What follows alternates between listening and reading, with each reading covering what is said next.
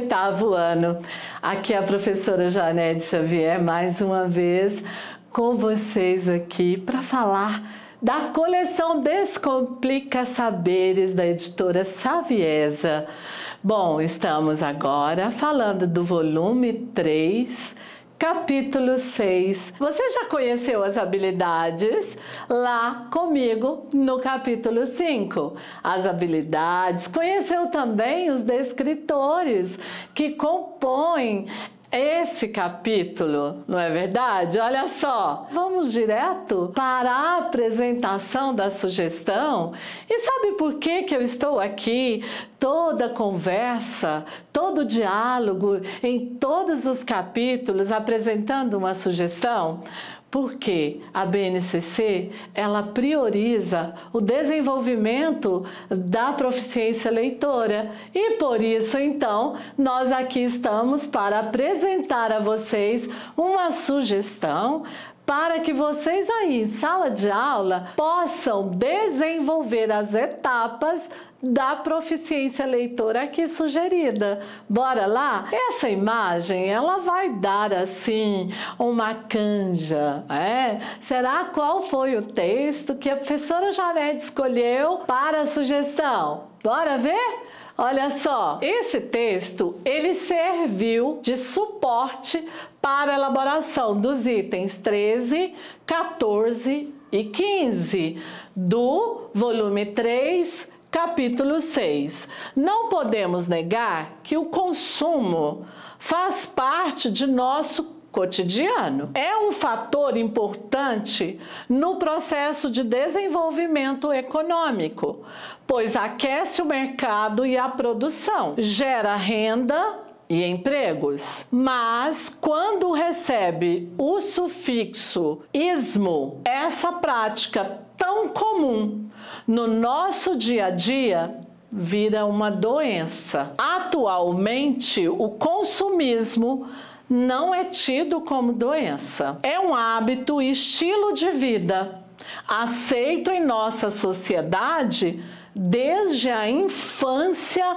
não só pelo estímulo incansável do mercado, mas também pela enorme pressão social que nos convida a consumir sem reflexão. E então, vale a pergunta: que valores estamos transmitindo às crianças? Hábitos, olha só, hábitos consumistas e valores materiais que priorizam o ter em detrimento do ser. O estilo de vida consumista nos coloca, portanto, questões sérias e urgentes. A primeira é de ordem ética e moral. 20% da população mundial consomem 80% dos recursos naturais, ou seja, poucos consomem muito, enquanto a maioria passa por privações. O segundo ponto diz respeito às questões ambientais, pois sabemos que os recursos são finitos e nos relacionamos com eles de forma insustentável.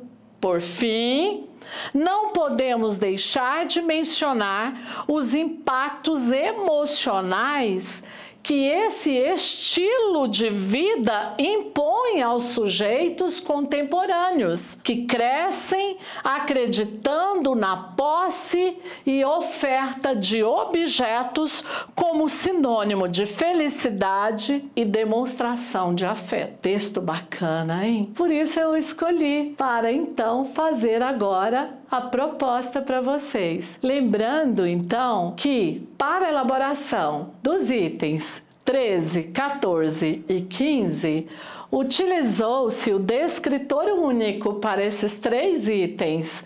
Perceber e analisar o uso de recursos persuasivos em textos argumentativos diversos, como a elaboração de títulos, escolhas lexicais, construções metafóricas, a explicitação ou a ocultação de fontes de informação, e as estratégias de persuasão e apelo ao consumo com os recursos linguístico-discursivos utilizados: tempo verbal, jogos de palavras, metáforas, imagens. E a sugestão? Esse foi o descritor, que foi utilizado para a elaboração dos 3 itens, tendo como suporte o texto apresentado sobre o consumismo.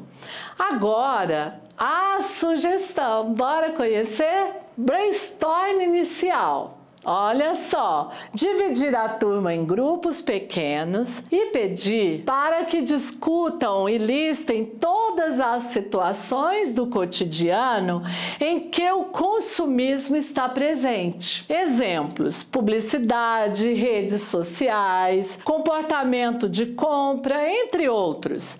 Cada grupo deverá escolher um porta-voz para compartilhar as ideias do grupo com a turma. Leitura e análise do texto. Distribuir um texto curto, como um artigo de opinião, uma reportagem ou então um trecho de livro que aborde o tema do consumismo. Pedir aos estudantes que leiam individualmente e destaque os pontos principais sobre como o consumismo afeta a sociedade. Debate dirigido. Facilitar um debate em sala de aula utilizando perguntas orientadoras. Quais são os benefícios e os malefícios do consumismo? Como a publicidade influencia nossas escolhas de consumo? Quais são as consequências do consumismo para o meio ambiente?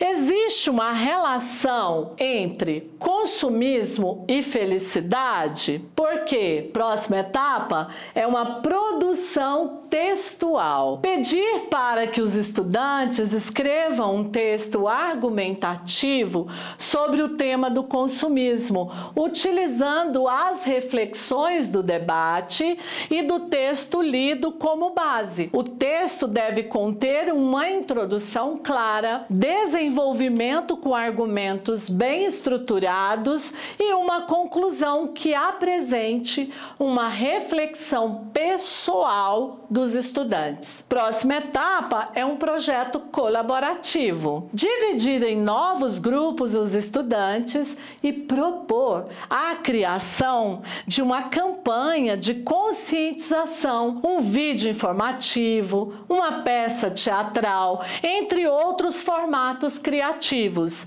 Incentivá-los a considerar como podem utilizar a linguagem verbal e não verbal para transmitir as mensagens de forma bem eficaz, ou a mensagem de forma eficaz.